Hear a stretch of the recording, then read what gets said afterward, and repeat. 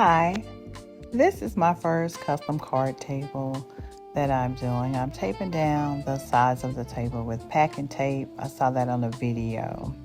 So I use the Krylon black and electric blue paint, and this is Oracle decal, vinyl for my decal. The decal was pulling up just on the regular table, so I ended up using the tumbler epoxy to have the decal have something to adhere to. As I'm pulling the tape, I noticed that the epoxy is coming up. So this method is not going to work for the next layer of epoxy. So I laid the table down and then I used the sandpaper to get rid of the air bubbles or the bubbles that were in the epoxy so that the table would be clear.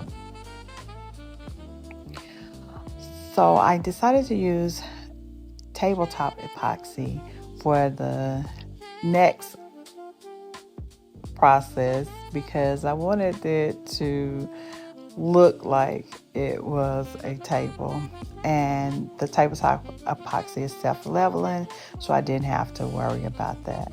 So here I am wiping the table down with a soapy rag and then drying it with a paper towel, and then after that I use alcohol to clean up the area so that I could get ready for the next layer of epoxy. As you can see, the line is gone because I thought it had air bubbles in it, but it was actually imperfections in the table. So I had to redo the lion decal and then reapply it before the next layer of epoxy.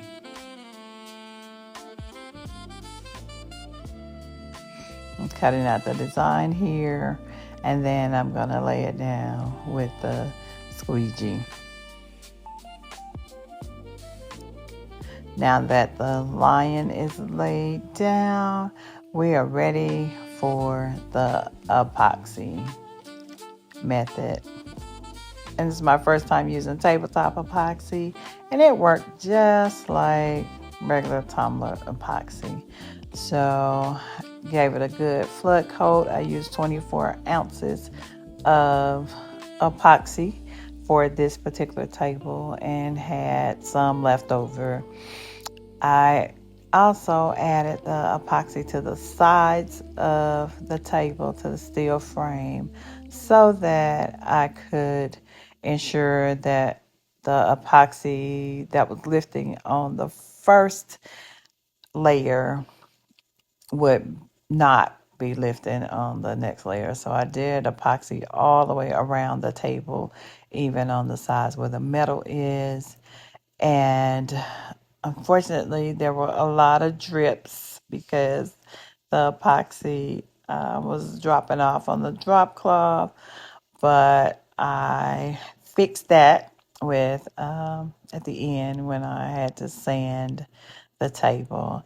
I'm using a squeegee here, but it was pulling too much epoxy off the table. So I decided to just use my hand to smooth out the epoxy.